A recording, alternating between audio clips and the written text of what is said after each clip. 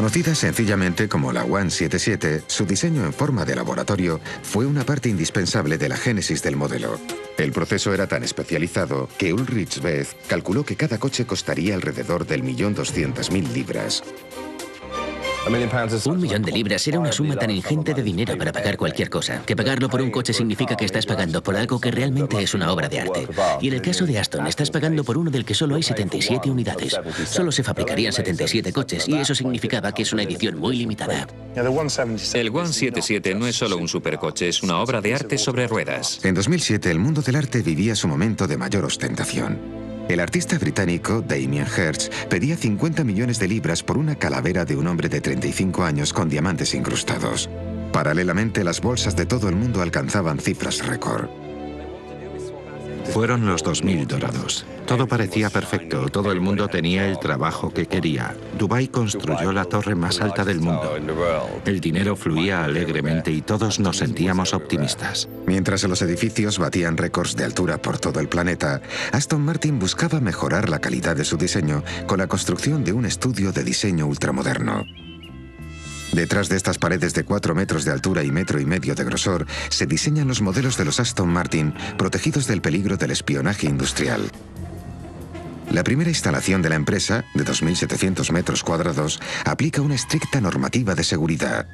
Y National Geographic ha sido la primera televisión en haber tenido acceso a su santuario secreto. El jefe de diseño, Marek Reichman, nos guía por las instalaciones.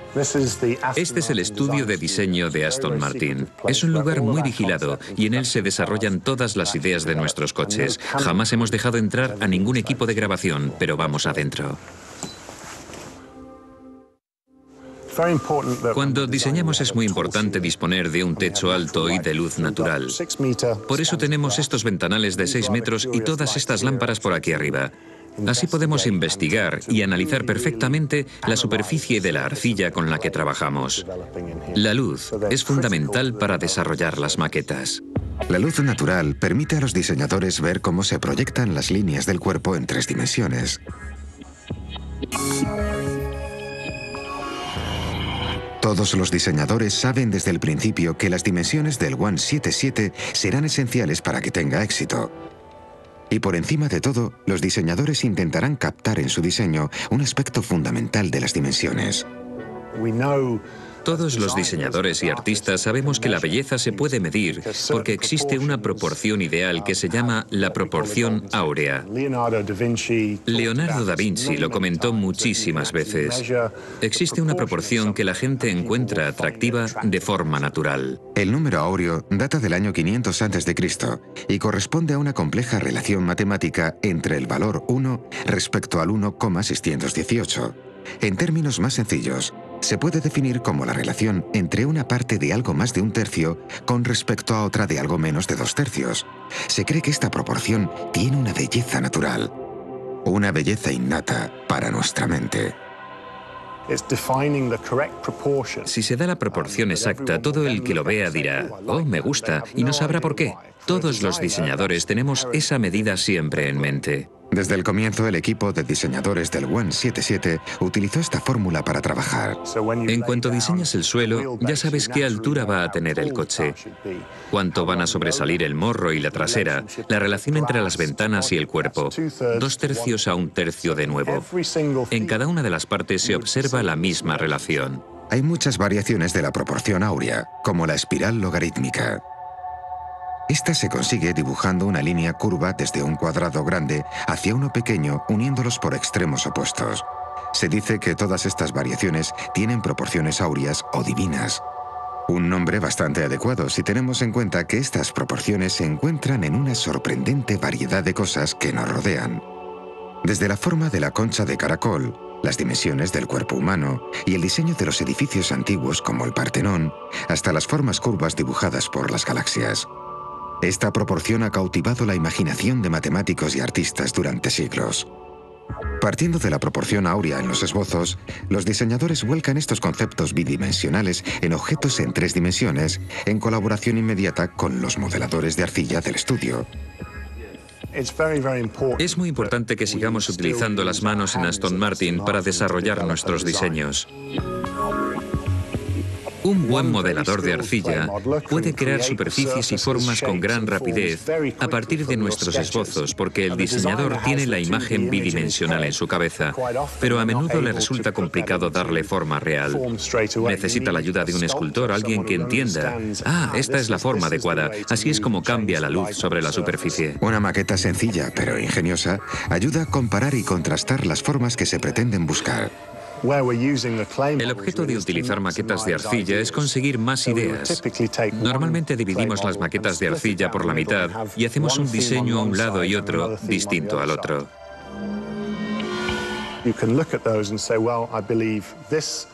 Bueno, a mí me parece que son mejores estas líneas, o que encajan mejor con el 177 que las otras. O a lo mejor hay una línea del otro lado que te parece mejor. Lo importante es que las maquetas te permiten ir progresando y avanzar en el diseño. En principio se hacen varias maquetas a una escala del 40% hasta que se consigue un diseño lo suficientemente avanzado como para hacer una versión a escala real. Y así es como vemos el coche a tamaño real. Y además, en ese momento es una escultura única, no existe otra igual. Tras elaborar la maqueta en arcilla, se utiliza otro material especial, el Dinoc. La maqueta en arcilla no dice demasiado, no tiene reflejos sobre la superficie, así que la revestimos de Dinoc para darle una apariencia de pintura metalizada, y así nos podemos hacer una idea de las líneas de la luz, de cómo es la superficie y el coche en general.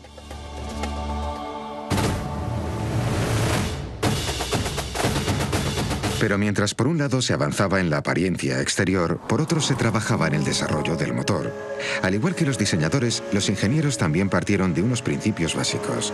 Chris Porritt, uno de los pilotos de carreras más brillantes de Aston Martin e ingeniero jefe del 177, sabía perfectamente que el comportamiento del motor era clave para que el coche tuviera éxito.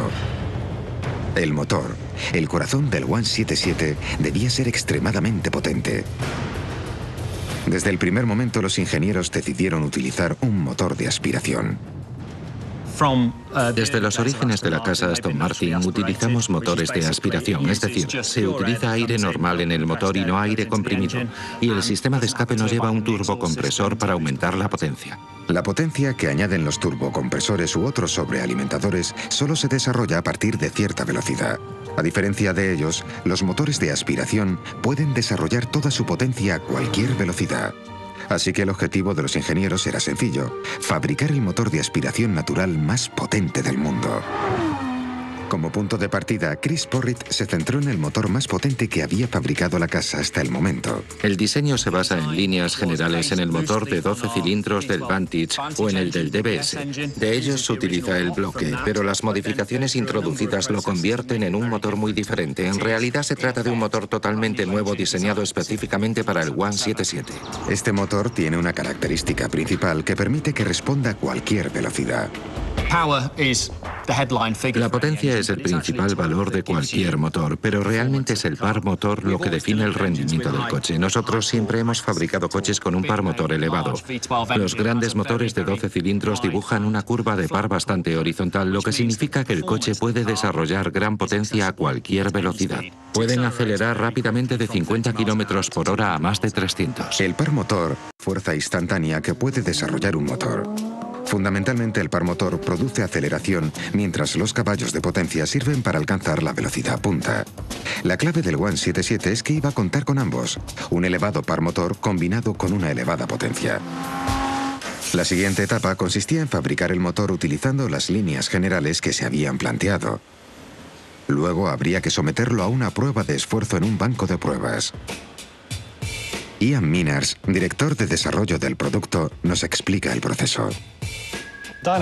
El banco de pruebas es importante porque se pueden comprobar las prestaciones del motor a cualquier revolución y carga motor sin necesidad de que el motor esté en el coche. Nuestros dinamómetros se han utilizado para hacerles pruebas a motores de Fórmula 1. Podemos simular velocidades de 350 km por hora, velocidades máximas, torques bajos y torques altos. El motor del 177 tiene mucho más que ver con la tecnología de los coches de carreras que con la de los turismos tradicionales.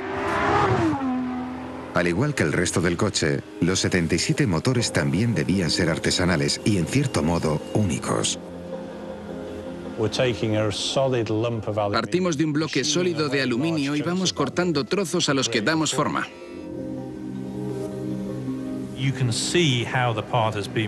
Es fácil comprobar qué trozos han pasado por la máquina y cómo ha ido trabajando la cuchilla el bloque de aluminio. Mientras se trabajaba en el motor, en el estudio de diseño se iba dando forma definitiva al coche. Para los diseñadores era fundamental crear una forma lo más natural y elegante posible. Estamos rompiendo moldes en términos de diseño porque hemos limitado el número de lo que en esta industria conocemos como líneas maestras del coche. Cuando se contempla el 177, no se ve la línea del parachoques. Todo el frente del coche está integrado en un bloque.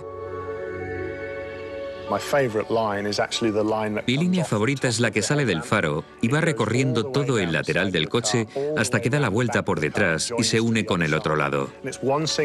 Es tan solo una línea que resulta sencilla y compleja al mismo tiempo. Y ese ha sido para mí el verdadero logro, porque es bastante difícil conseguir algo así. Una vez perfeccionada la forma de la carrocería y ante la creciente expectación de un público ansioso por obtener información, los diseñadores solo podían mostrarles una réplica de resina plástica a tamaño real del exterior del coche. ¿Pero podía una réplica de plástico de 1 millón de libras satisfacer las expectativas?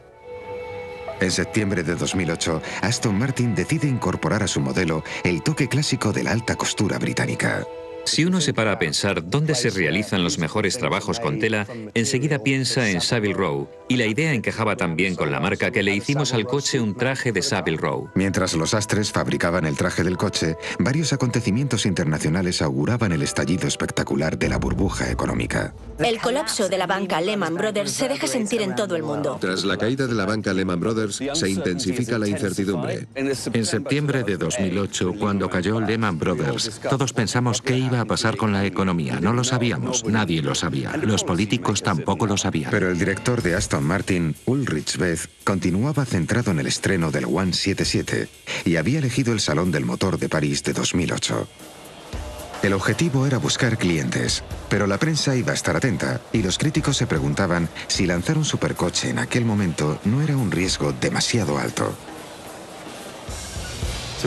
En realidad estamos hablando de un coche 5 veces más caro de lo habitual en la casa. Para fabricar un coche de 1.200.000 libras hay que tener agallas. Pero los aficionados de Aston Martin hacían otra lectura más profunda de la situación.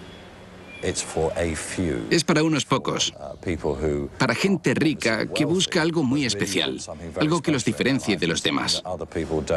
Es una demostración de exclusividad y de prestaciones.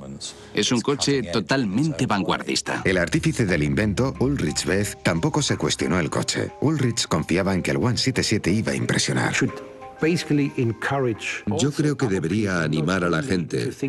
No solo hay que verlo por el lado negativo y darle la vuelta a todo para criticarlo. Optimista y confiado, Aston Martin da un paso adelante con un comunicado de prensa.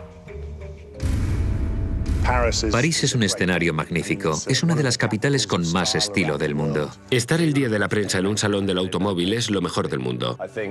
Todos los salones del automóvil despiertan gran expectación. ¿Cuál será la gran estrella del evento? Llevamos el coche para que lo viesen los clientes potenciales, personas interesadas en comprarlo antes de que estuviese finalizado. Queríamos demostrar que era un coche muy especial, muy exclusivo, pero dentro de la línea de los Aston Martin. El Aston Martin más avanzado que había fabricado la casa. Yo creo que cuando sacaron el 177 se sentían muy seguros de su éxito. Pero su demostración de confianza enfureció a la prensa. La funda de tela de Savile Row en el Salón de París fue un auténtico engaño. Fue la jugada típica de los fabricantes de coches de darte solo un poco de información para abrirte el apetito. El Salón de París era interesante, porque Aston iba a revelar el 177. Pero cuando llegamos al stand de la marca, había una tela cubriendo el coche, o prácticamente todo el coche, porque solo se veía parcialmente la vista 3/4 delantera. El mayor problema que tuvieron en la feria fue que la gente intentaba levantar la tela. A pesar de los problemas económicos, todo el mundo estaba entusiasmado con que Aston Martin hiciese un coche así. Estaban asombrados. Vaya, no me había enterado. Aston Martin nunca ha hecho nada así. Estamos deseando verlo. Y el atractivo de aquel Salón de París era también aquella forma sugerente.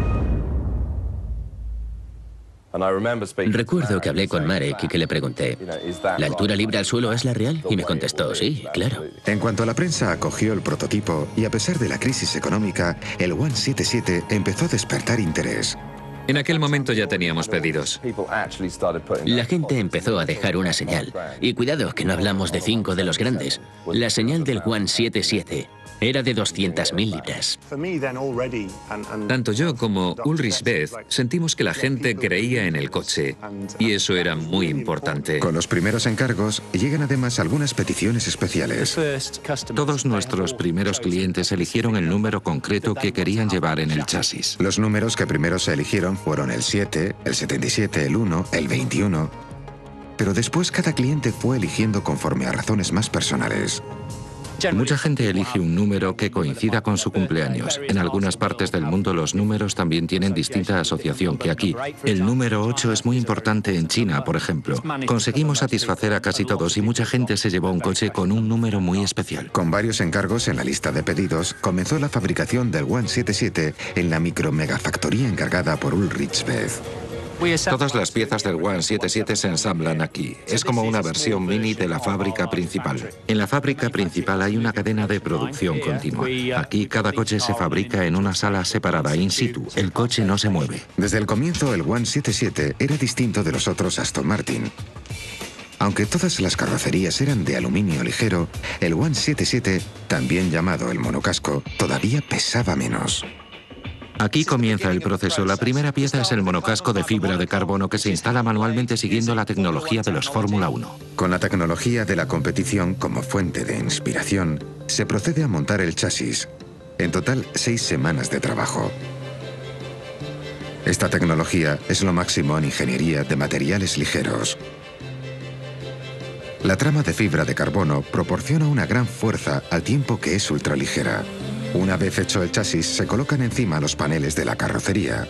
Para apreciar lo increíble y exclusivo que es el 177, merece la pena comparar la siguiente fase del proceso de ensamblaje con el mismo proceso de fabricación de los deportivos de alto rendimiento de Aston Martin, como el Bantil, el Viral y la gama TB. En la planta principal y debido al número de coches que se fabrican, el énfasis se pone en la velocidad y la precisión. En esta sala de montaje de la carrocería, los paneles previamente prensados llevan un pegamento muy especial. Este adhesivo procede de la ingeniería aeronáutica y es más ligero y resistente que las soldaduras tradicionales. Para mantener la capacidad productiva se utiliza un robot que ha acabado recibiendo el apelativo cariñoso de James Bonder. El robot aplica rápidamente la cantidad exacta de pegamento que se necesita. Luego, una vez que están listos los paneles, se retiran a una guía que rodea el chasis. Todos los paneles se colocan de forma simultánea, como nos explica Nick Lines.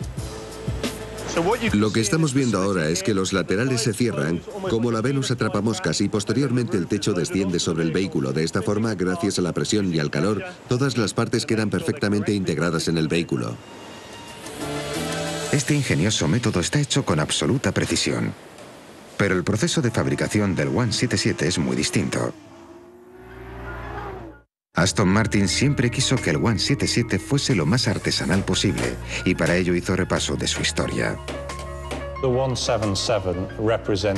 El 177 representa todo lo bueno de la herencia de Aston Martin porque combina la artesanía tradicional con la tecnología más avanzada.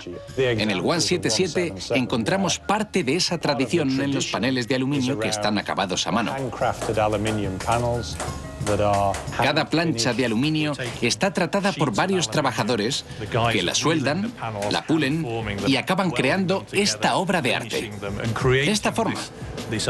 Esta escultura que define la silueta del vehículo. Toda la sección trasera está hecha de una pieza continua de aluminio. Al comienzo se parte de planchas más pequeñas que se moldean a mano y con rodillo.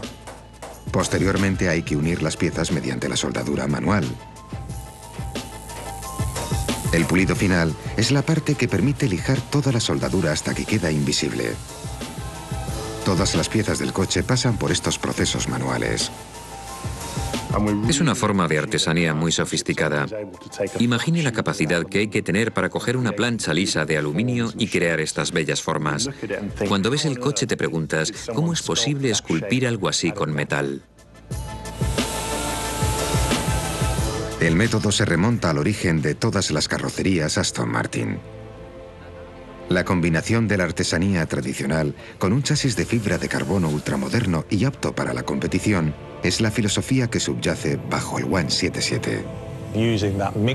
Esta mezcla de lo nuevo y de las tecnologías más vanguardistas con la buena ingeniería tradicional es lo que aporta al coche su carácter innovador. Y esa es nuestra visión de un supercoche. De hecho, a lo largo de la historia de Aston Martin, los años de mayores logros coincidieron siempre con un activo plan de competición. En la actualidad, tanto Ulrich Beth como el ingeniero jefe del 177, Chris Porritt, participan en abundantes carreras, entre ellas las famosas 24 horas de Nürburgring. El hecho de que el jefe de la empresa siga compitiendo en nuestros coches creo que dice mucho sobre la empresa. Una de sus victorias más importantes fue en la edición de 1959 de Le Mans, una victoria clave en la historia de la compañía que la hizo sobresalir como una marca británica de excelencia. David Brown recoge los frutos de su fe y del esfuerzo incansable de los hombres que han fabricado y conducido el triunfal Aston Martin. Por ello, a la hora de elegir coche, el famoso agente secreto británico James Bond no dudó en escoger un Aston Martin. De hecho, el número con el que compite Aston Martin en la actualidad es el 007, un homenaje a una relación que cumple más de 50 años. Al igual que ahora, los conocimientos adquiridos en las pistas en los años 50 y 60 también influían en el desarrollo del coche y en la definición de su fisionomía. Las rejillas de ventilación laterales se remontan realmente a los días de la competición, porque los coches de carreras necesitan una buena ventilación bajo el capó. Por eso hay rejillas en los laterales de las ventanas delanteras, para permitir que entre aire en el radiador y que vuelva a salir. Pero los vehículos de serie nunca fueron verdaderos coches de carreras. Se les llamó grandes turismos o GT, como se conocían en el medio, y eran deportivos para conducir en carretera. Un coche de carreras tiene un objetivo y es ganar una carrera. Pero los turismos tienen distintas funciones. Hay similitudes en el comportamiento, pero también muchas diferencias, ya que el gran turismo tiene que ser cómodo y amplio, y por lo tanto un coche con el que disfrutar. El 177 debía formar parte de esta historia de éxitos. Como administradores de la empresa, debemos apoyarnos en nuestra herencia y marcar una nueva dirección hacia el futuro. Es la máxima expresión de lo que ha representado Aston Martin en los últimos 94 años. Pero para poder combinar todos esos conocimientos hace falta una rigurosa normativa. Dado que todos los paneles son artesanales, cada coche es único. Y con esto en mente, es imperativo que ninguna pieza se desplace más de 1 milímetro de su posición. En esta sala se mide el 177 en más de 600 puntos para comprobar que, aun siendo el coche una pieza exclusiva de artesanía, cumpla con todos los márgenes de tolerancia. Mientras, en el estudio de diseño, el interior comienza a tomar forma. Normalmente se fabrica primero el exterior, en el que luego se inspira el interior. Pero en el interior es donde te vas a pasar toda la vida cuando subes al coche. Hay siempre un exterior y un interior, pero los dos configuran un todo y no se le puede dar más importancia a una parte que a otra. Al igual que la carrocería, el interior también se hace primero en arcilla. Pero son muchas las consideraciones que hay que tener en cuenta.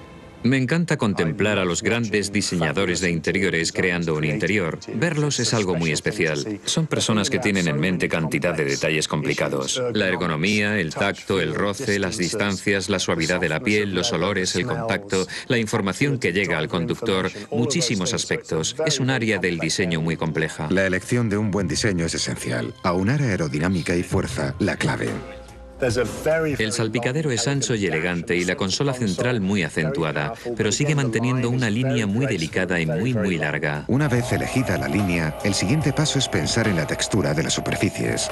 Al abrir la puerta, al entrar en el coche, uno ve inmediatamente en el 177 parte de la estructura de fibra de carbono. Por eso la trama tiene que ser perfecta. En todos los puntos de unión de la fibra de carbono hay muchas horas de trabajo para que no se perciba imperfección de ningún tipo.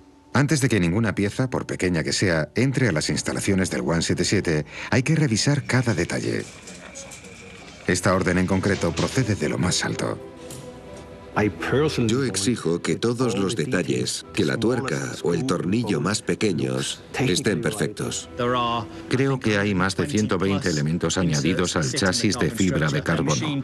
Todos se ajustan a un tamaño determinado y van atornillados para reducir su peso. Estas piezas son fantásticas porque permanecen ocultas en cuanto se monta la carrocería. En todo coche hay superficies que se ven y superficies ocultas. A estas superficies se les llama respectivamente A o B.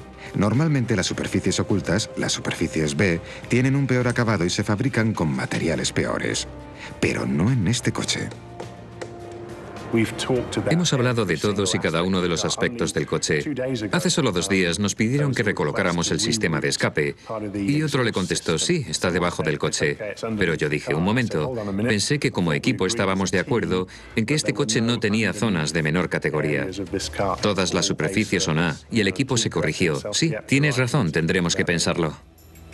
Se trata de un equipo muy unido y todo el mundo presiona al resto para encontrar la mejor solución a cada uno de los elementos del coche.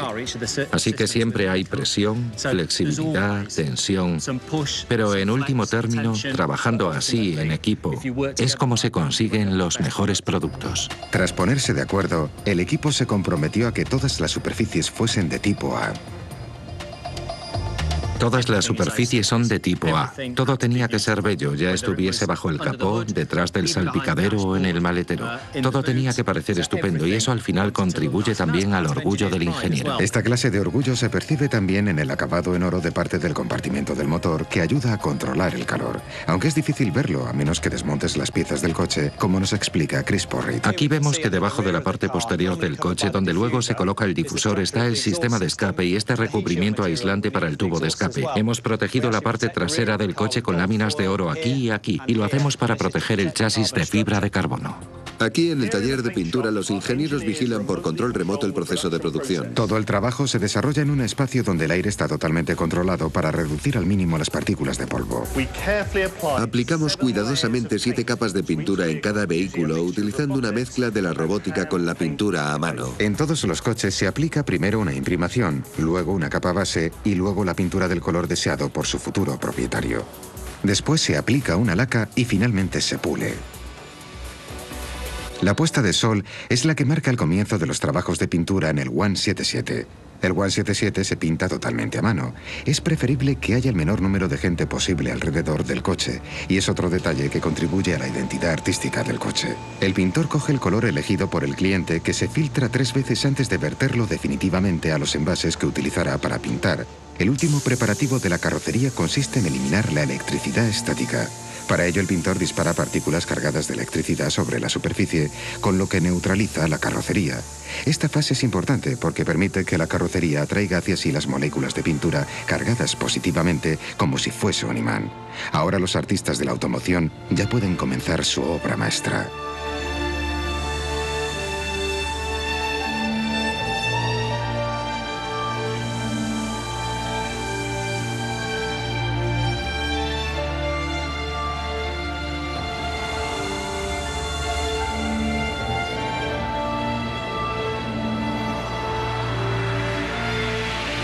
Una vez pintada, la carrocería descansa una noche entera en una cabina libre de polvo y con control del ambiente. Por la mañana, el coche regresa a las instalaciones del 177, donde el motor se encuentra en las últimas fases de ensamblado. Esta es también la última oportunidad para apreciar la atención que se le concede a los detalles en esta obra. Esta es la sala de subensamblaje del tren de potencia, donde ensamblamos el motor a la parte delantera y posteriormente a la transmisión. Aquí se puede apreciar la atención puesta en las superficies, en los colectores y en la tapa del cárter, hechos de fibra de carbono. Estos componentes son esenciales, así que hemos elegido un material ligero y resistente. Los tubos del colector de escape están recubiertos por un aislante térmico, pero han sido moldeados a mano para acoplarse perfectamente a este coche. Están hechos de Inconel, una aleación muy cara que se utiliza en los tubos de escape de los Fórmula 1. Una vez ensamblado el tren de potencia, se atornilla al chasis para que forme un todo con el habitáculo. Aquí es donde el 177 adquiere su forma. Tenemos 4 muelles y en cada uno hay un coche. El coche permanece in situ a lo largo de todo el proceso. 7 equipos distintos de especialistas van pasando por cada coche para trabajar. En estos momentos el coche ya tiene el motor, el tren de potencia, toda la estructura frontal, la suspensión delantera y ahora mismo también el habitáculo interior. 6 meses después de la exposición del prototipo en el Salón del Motor de París, el coche ya estaba listo. Un proceso bastante rápido en el campo de la automoción. Tuvimos un programa muy apretado y corrimos mucho. El primer coche ya estaba funcionando menos de 12 meses después de haber ideado el prototipo. El interés iba en aumento y la prensa se impacientaba. Hay mucha gente en la industria que quiere desarrollar grandes proyectos. Para vender un deportivo de 1 millón de libras, el coche tiene que impresionar. El diseño tiene que ser fantástico, la potencia máxima. Cada costura debe ir trabajada al detalle. El Salón del Motor de París había exasperado a algunas personas. Cuando presentamos el coche en el Salón del Motor de París hicimos una pequeña trampa. Descubrimos solo una esquina del coche. Mucha gente se llevó una decepción porque no habían visto más que la carrocería. En mi opinión, quizá abusaron un poco de la confianza. La gente quería conocer los detalles importantes en aquel momento. Ginebra fue el lugar elegido para la gran revelación. El Salón de Ginebra es uno de los más importantes del mundo. Toda la prensa del mundo de la automoción estaba allí. Era el lugar perfecto para presentar un coche nuevo e importante. Aston Martin sabía que se tendría que enfrentar a los escépticos. No es que dé miedo, pero es una especie de desafío, porque es cuando nos mostramos desnudos ante el público con nuestra idea. Este es el coche que vamos a fabricar. Los fabricantes de coches son conocidos por presentar prototipos falsos que nunca llegan a fabricarse. Y mucha gente empezaba a decir, a lo mejor el 177 no se fabrica. Y el mercado empezaba a complicarse. Las dificultades del mercado iban en aumento y se empezaron a sentir en la fábrica del 177. Fueron tiempos difíciles debido al clima económico y a cómo iban las cosas en la economía. Pero todos estábamos entusiasmados. Y creíamos primero que estábamos haciendo lo correcto. Y segundo, que podíamos lograrlo. Y nos mantuvimos firmes en esa idea. Si dudas, si no te mantienes firme en tus creencias, es cuando empiezan a aparecer las grietas. Y la quiebra de los mercados en Gran Bretaña estaba teniendo desoladoras consecuencias entre los fabricantes de coches. Ningún fabricante de coches ni ninguna otra empresa vio la crisis que se avecinaba. Más de 2.000 trabajadores a la calle, 6.000 personas han sido despedidas. Los fabricantes de coches tienen el problema de que enseguida se resienten de la crisis de la demanda. Imagine que de repente tiene cientos de miles de coches aparcados delante de sus instalaciones y que no puede venderlos. Fue un mal momento, particularmente para los fabricantes de coches de lujo. Pero a pesar de los malos pronósticos, el 177 parecía pertenecer a un mundo diferente. En vez de echarse atrás, Aston Martin decidió plantar cara al mundo. Ginebra fue un importante momento de inflexión en la apuesta de Aston Martin. El prototipo se hizo realidad. En Ginebra decidimos mostrar el chasis desnudo y la carrocería, pero totalmente separados. Así que exhibimos un chasis con el motor, el tren de potencia y la estructura de fibra de carbono, y luego el cuerpo por separado. Y aquella fue la primera vez que la gente vio lo que realmente importaba del coche. La respuesta de los periodistas británicos fue sorprendentemente positiva. Un coche fantástico. Sin duda trasciende todos los cánones de belleza. Técnicamente, ver el 177 en fotos es sorprendente, pero hacerlo en la vida real es algo fuera de lo normal. Parecía que la respuesta de la prensa confirmaba la determinación y el compromiso de Ulrich Beth. Pero al final, la prueba del éxito no era más que una. Lo que necesitaban era 77 personas que dijesen, necesito uno de estos coches en mi vida. Y eso antes de haber puesto a prueba ninguno. Así que volvimos a las instalaciones del 177 para comprobar su funcionamiento. Una vez terminado el coche, lo traemos aquí. Como podéis ver, este coche es un poco extraño porque está cubierto de cinta. Eso es porque todos se prueban en carretera y la cinta protege la pintura. Todos los Aston Martin se prueban en carretera por si tienen algún defecto. La alineación de las ruedas se calibra al milímetro. Luego la prueba de agarre con agua.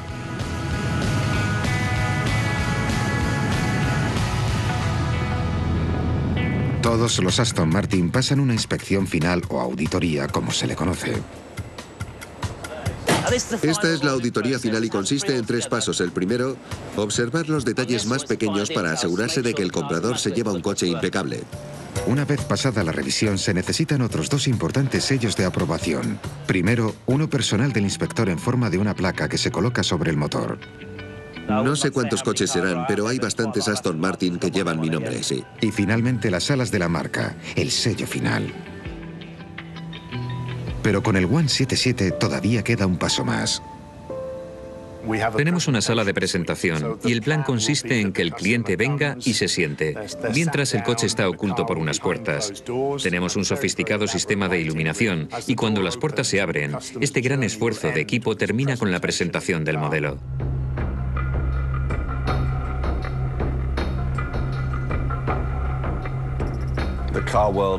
El mundo de los coches es una locura. Si eres capaz de generar suficiente deseo por un producto, la gente lo comprará.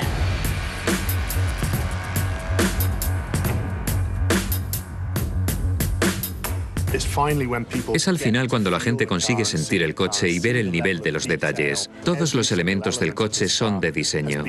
Ahí está el coche que concebimos. Para mí, es el momento en el que me siento más orgulloso. El día que entregamos el primer coche, vinimos aquí y tenía un nudo en la garganta. Sinceramente. Es la primera vez que hemos hecho un producto de esta naturaleza, así que hemos aprendido, hemos aumentado nuestros conocimientos técnicos, hemos aprendido de su apariencia. El 177 tiene mucho que ver con el futuro. Si el coche se convierte en un clásico, lo veremos dentro de 10, 20, 50 o 100 años. Por el momento yo veo su belleza, veo su potencia, veo su alma, su artesanía, veo una obra de arte. Se han vendido ya la mayoría. Considerando el coste es un enorme logro. No solo lo han conseguido, sino que han cumplido con todas las especificaciones que habían prometido, y eso es un dato muy significativo.